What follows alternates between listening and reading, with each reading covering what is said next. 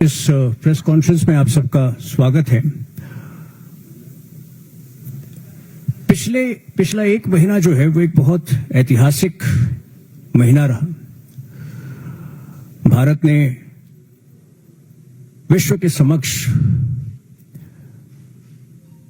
Deterrence के, terror के विरुद्ध डेटरेंस अर्थात अवरोध के नए आयाम रखे। इस दौरान देश के अंदर शासन से जुड़ा, गवर्नेंस से जुड़े बहुत सारी जो सकारात्मक खबरें हैं वो पीछे छूट जा रही थी। इस प्रेस कॉन्फ्रेंस का उद्देश्य आपका ध्यान कुछ ऐसी पॉजिटिव, ऐसी सकारात्मक खबरों की ओर ले जाना है जो सुर्खियों में पिछले कुछ दिनों में नहीं आ पाई थी। जैसा आपको पता है, जो मोदी सरकार की सोशल वेलफेयर स्कीम्स हैं, जन कल्याणकारी योजनाएं हैं, उन्होंने एक बहुत बड़ा योगदान दिया है इस देश के गरीब वर्ग के उद्धार में, उनके जीवन को बेहतर बनाने में। और ऐसा ही एक स्कीम, एक प्रमुख स्कीम प्रधानमंत्री उज्ज्वला योजना है। 1 मई को इस स्कीम के 9 वर्ष पूरे हुए। 1 मई 2016 को यह स्कीम लॉन्च हुआ था और आज विश्व में इस स्कीम ने मिसाल कायम किया है महिला उद्धार की दिशा में। भले वो महिला स्वास्थ्य से जुड़ा हो, भले वो एनवायरनमेंट से जुड़ा हो, हर तरह से इसने महिलाओं का जीवन, गरीब महिलाओं का जीवन जो है बेहतर बनाया। मैं कुछ आंकड़े आपके समक्ष रखना चाहूंगा।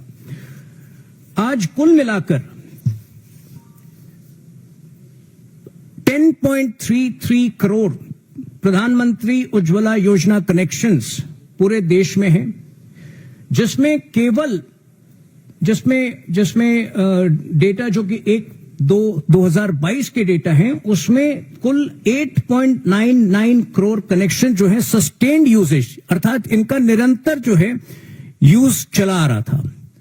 तो बहुत सारे, कई बार जो विपक्ष कहती है कि हमने कनेक्शंस दिए लेकिन लोग यूज नहीं कर रहे हैं, इस बात का खंडन करता है ये डेटा। लगभग 85% से भी ऊपर जो कनेक्शंस हैं उनको निरंतर उनके द्वारा प्रयोग किया जा रहा है और निरंतर महिलाएं उनका प्रयोग करके अपना जीवन बेहतर बना रही हैं। इसके उपरांत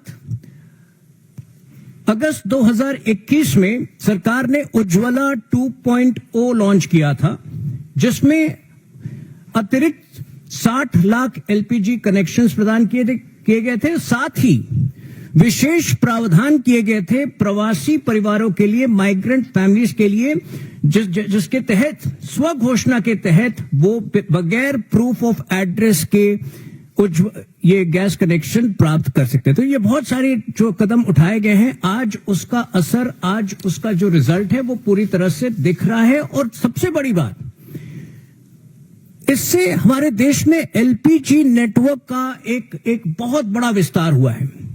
ऑयल मार्केटिंग कंपनीज जो कंटिन्यूअसली नए एलपीजी डीलरशिप को कमीशन कर रही है पिछड़े इलाकों में, कुछ 7,959 डिस्ट्रीब्यूटरशिप अतिरिक्त दिए गए हैं केवल 1 अप्रैल 2016 से लेकर 31 अक्टूबर 2024 तक, जिनमें 93% जो है केवल ग्रामीण इलाकों में दिए गए हैं।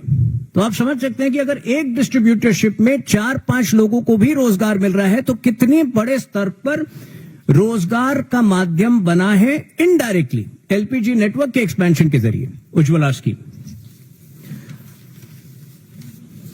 अगर हम पर कैपिटा कंजम्पशन देखें प्रधानमंत्री उज्ज्वला योजना के लाभार्थियों का, तो 14.2 केजी के एलपीजी सिलेंडर में लगभग जो है पर कैपिटा कंजम्पशन 2023-24 में 3.95 सिलेंडर्स था। तो एक बहुत ही वाइब्रेंट स्कीम ये आपको नजर आएगा इस डेटा से। ये सक्रिय स्कीम है जिसमें कि हर रोज इन गैस कनेक्शंस का, इसके द्वारा उपलब्ध एलपीजी सिलेंडर्स का प्रयोग हो रहा है और महिलाओं का जीवन निरंतर बेहतर होता जा रहा है। अब इसके जो दूरगामी लाभ हैं उससे भी आप वाकिफ हैं और विशेष तौर पर मैं जो है कुछ केस स्टडीज के जरिए आपको उनसे परिचित कराऊंगा। लेकिन एक डेटा वाइज, अगर आप स्टेट वाइज डेटा देखें तो उत्तर प्रदेश में 1.85 करोड़ अर्थात 1.25 करोड़ से भी ऊपर जो है गैस कनेक्शन सर्वाधिक उत्तर प्रदेश में मिले हैं। बिहार में 1.16 करोड़ हुए हैं और बंगाल में दूसरे नंबर पर है, बंगाल माफ कीजिएगा, बंगाल में 1.23 करोड़ गैस कनेक्शन प्रदान किए गए हैं। तो पूरे देश में जो है ये इसको समान जो है स्वीकृति मिली है, समान इसका जो प्रभाव है, अच्छा प्रभाव है वो नजर आ रहा है। और इंटरनेशनल एनर्जी एजेंसी ने भी इसकी खूब प्रशंसा की है कि कार्बन फुटप्रिंट विशेष तौर पर ग्रामीण इलाकों में इस स्कीम के आने से बड़ी मात्रा में कम हुए। अब अगर मैं आपको कुछ केस स्टडीज बताऊं, सुनीता देवी, कई ऐसे केस स्टडीज है जो कि महिलाएं पीड़ित थी ब्रोंकाइटिस से, अस्थमा से, उनके जीवन में व्यापक सुधार आया है और ये डॉक्यूमेंटेड है। कश्मीर में जहां की इस तरह की सुविधा आज से 11-12 वर्ष पहले जिसकी कल्पना नहीं की जाती थी, वहां पर राजौरी में अमीना खातून जिसको बार बार अस्थमा अटैक्स होते थे, उसके जीवन में निरंतर सुधार आया। तो बहुत ये एक ऐसा स्कीम है जो मेरे ख्याल से महिला उत्थान और महिला जीवन को बेहतर बनाने में बहुत ही उपयोगी साबित हुआ है। दोस्तों, जब इकोनॉमी की बात आती है, मैं थोड़ा सा यहां से दूसरे सकारात्मक 2-3 और सकारात्मक खबरों की ओर आपका ध्यान ले जाऊंगा। कुछ लोगों ने, कुछ नकारात्मक सोच वाली हमारी विपक्षी पार्टियों ने भी पिछले कुछ दिनों में काफी प्रहार किया है। यूएस टैरिफ को लेकर क्या हो रहा है।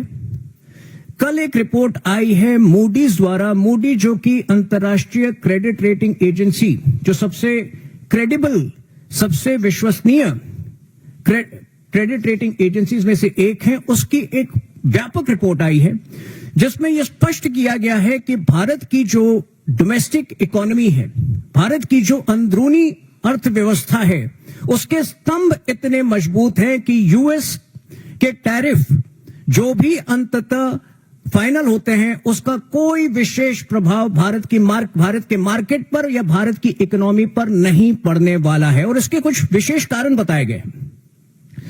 भारत का रिटेल इन्फ्लेशन अप्रैल 2025 के महीने में मात्र 3.16% था, जो कि ईयर ऑन ईयर जुलाई 2019 के बाद सबसे कम दर पर था। साथ ही पिछले महीने रिजर्व बैंक ऑफ इंडिया ने रेपो रेट को 25 पैसे दूसरी बार कम किया था। तो ये सब जो है एक मजबूत स्तंभ बनाते हैं हमारी इकोनॉमी के लिए। Domestic demand underpins growth despite risk from US policy shifts. इसके 3 और कारण हैं। जो हमारी अर्थ इंफ्रास्ट्रक्चर में, आधारभूत संरचना में जो इन्वेस्टमेंट रही है पिछले 10 वर्षों में, वो इतने ऊंचे स्तर की रही है कि वो निरंतर जो है इन्वेस्टमेंट के प्रोस्पेक्ट्स, इन्वेस्टमेंट के दर, इन्वेस्टमेंट की जो वॉल्यूम है उसको बढ़ाती रही है। जो होम ग्रोन डिमांड है हमारे देश में, जो खपत की मांग है, वो हमेशा से इतनी पिछले कुछ वर्षों में इतनी ऊंचे दर पर रही है कि नॉन फाइनेंशियल कंपनीज को वो शील्ड करती है। टैरिफ का जो है उन पर कोई असर नहीं पड़ने वाला है। हमारी स्वयं की डिमांड, अंदरूनी डिमांड इतनी मजबूत है कि टैरिफ का बहुत ही आंशिक असर जो है कुल मिला के पड़ने वाला है। Banking sector is poised to weather potential turbulence. आपको पता है कि पिछले कुछ वर्षों में बैंकिंग रिफॉर्म्स हुए हैं। जो पीएसयूज जो हैं वो एनपीएस का एक गढ़ होते थे आज से 10 साल पहले, आज वो पीएसयूज जो हैं, एसबीआई जो है, इस प्रकार के जो पीएसयूज है, बैंकिंग सेक्टर की जो कंपनीज हैं, वो हमारी ग्रोथ को लीड कर रही है। तो ये सभी जो, और यही एक इसी प्रकार का रिपोर्ट जो है वो कल आरबीआई के बुलेटिन में भी उसकी पुष्टि हुई है। Indian economy resilient despite fragile global growth outlook. बार बार जो है हमने देखा है कि पिछले कुछ सालों में निरंतर जो है India continues to be the fastest growing large economy. तो ये जो एक तरह से मूडीज के जो प्रेडिक्शन आए हैं, मूडीज की जो एनालिसिस आई है, वो इस बात की पुष्टि करते